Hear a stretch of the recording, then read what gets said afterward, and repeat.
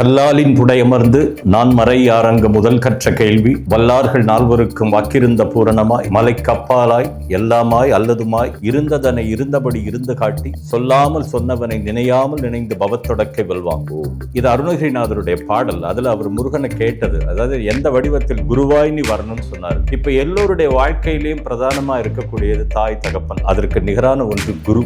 ஒவ்வொருத்தருக்கும் ஒவ்வொரு வகையில சிறந்த குரு இருக்காங்க. இதுல ஏற்றம் தாழ்வு எதுவுமே கிடையாது. எல்லா குருவும் சமம் தான். இப்போ ஸ்ரீராம் சார் அவர் யார் அப்படின்னா, நிறைய பேர் காவி உடை போட்டுக்கிட்டு ஒரு சாமியார் மாதிரி, அது கிடையாது. ஒரு இங்கிலீஷ் ப்ரொஃபசர். அவர் இப்போ ரிட்டையர்ட் ஆயிட்டாரு.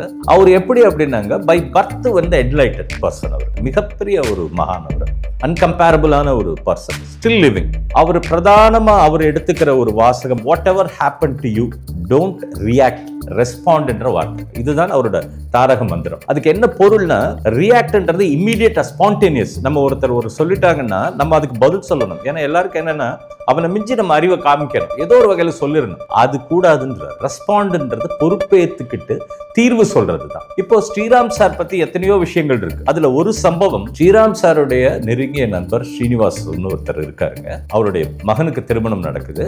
அவரு ஸ்ரீராம் சார்கிட்ட வந்து ஆசீர்வாதத்துக்காக நிக்கிறாரு. அது செப்டம்பர் 1ன்னு வச்சுக்கோங்க.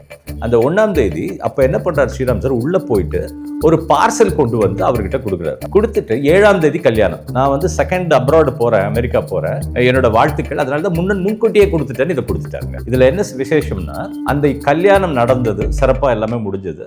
அந்த ஸ்ரீனிவாசன்றவருக்கு நைட்டு ஃபோன் பண்றாரு ஸ்ரீராம் சார். ஃபோன் பண்ணி அந்த பார்சலை பாத்தீங்களான்னு கேட்கிறாரு. அவங்க கல்யாண பரபரப்புல பார்க்கல. இப்ப போய் பாருங்கன்றாங்க. அந்த பார்சலை பிரிக்கிறாங்க. எல்லாமே உறைஞ்சு போய் நிக்கிறாங்க. என்ன அப்படின்னா, 1ஆம் தேதி ஒரு பார்சல் கொடுத்திருக்காரு. இப்போ 7ஆம் தேதி இவங்க ஓபன் பண்ணி பார்த்தா அந்த மணமகனும் மணமகன் தாலி கட்டின போட்டோ இருக்கு. அந்த போட்டோ என்ன கலர்ல மணமகன் மணமகள் இருந்தாங்களோ, பக்கத்துல தாலி எப்படி எடுத்து கொடுப்பாங்களோ அத்தனை போட்டோ இருக்கு. இவங்க எல்லாம் ஷாக் ஆகி நின்னுட்டாங்க. இப்ப எதுக்காக இவ்வளவு அத்தன்டிக்கா சொல்றேன்னா, ஒரு முறை அவங்க வீட்டுக்கு போயிருக்கும் போது அந்த போட்டோவை நான் பார்த்தேன். இதை நான் ஸ்ரீராம் சார்ட்ட கேட்க வேண்டிய ஒரு சூழ்நிலை வந்தது. நான் ஏதோ பெருசா எக்ஸ்பிளைன் பண்ணுவேன்னு பார்த்தேன். அவர் சொன்னாரு, no mister Boopathi Raja, if your mind is calm and you are very pure, you can also get it. அப்படி ரொம்ப சாதாரணமா சொல்றாரு.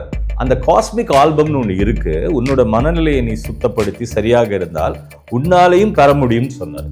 இதுதான் மிக ஆச்சரியமான விஷயம். பவன் கல்யாண் சார் இப்போ டெபுட்டி சிஎம் இருக்காரு. ஸ்ரீராம் சார் பத்தி சொல்லும்போது, இந்த உலகத்துல இந்த கையில இருந்து எந்த பொருளையும் ஸ்ரீராம் சாரால உற்பத்தி பண்ண முடியும். ஆனால் அது அல்ல ஸ்ரீராம் சார், அதை தாண்டியவர். இது புரிஞ்சுக்கிறதுக்காக சொல்றேன். பிரதான பாடம் என்ன அப்படின்னா, you have to behave the philosophy. பைபிள்ல கூட தேவனின் ராஜாங்கத்தையும் அதன் நேர்மையையும் நாடி வாருங்கள் அப்படின்றாங்க. அந்த நேர்மை, அதை செய்யணும்ன்றது தான் இவங்களோட philosophy. அதை செஞ்சால்தான் நமக்கு கிடைக்கும்.